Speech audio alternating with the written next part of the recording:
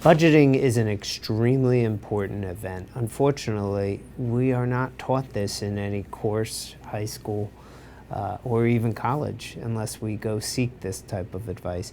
And as a professional in the field, it becomes a revelation when you go through somebody's budget and they see exactly where their money is coming from. The first step in personal budgeting is you got to figure out where your money is going to. You have to track every single dollar that's being spent. These steps have to be the starting point of where you're going and the journey to financial freedom.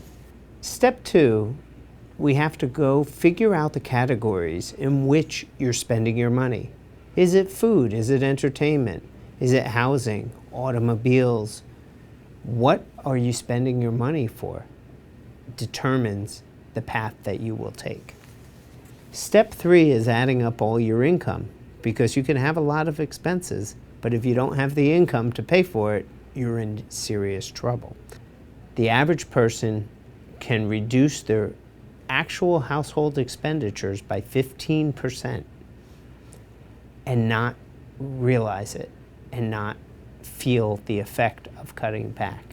Step 4 is you need to add your subcategories, meaning on your housing category, there's subcomponents of that, whether it's utilities, whether it's the insurance for your house, whether it's taxes that are not included in your mortgage payment, and you need to add those expenditures up.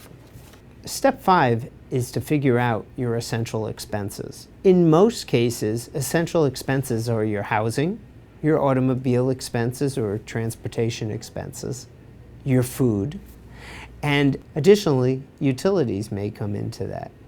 Step 6 are figure out your fixed expenses and your flexible expenses. What is a fixed expense? Your car payment is a fixed expense. Your mortgage payment is a fixed expense. What's a flexible expense that can be modified? Entertainment, food, discretionary things such as going to the grocery store and buying toiletries and things. Those all can be cut back. However, on the fixed expenses, you can't reduce your mortgage payment or your car payment, or you're going to be living on the street and walking a lot. Step 7 is trying to figure out where you can cut back and modify your expenses so that your income exceeds your expenses rather than your expenses exceed your income. Step 8 is the hardest step of them all. You have to live by the budget you set for yourself. And sometimes it's not easy, and sometimes you might think it's not worth it, but I assure you that it is, and you're going to live a long, prosperous life because of it.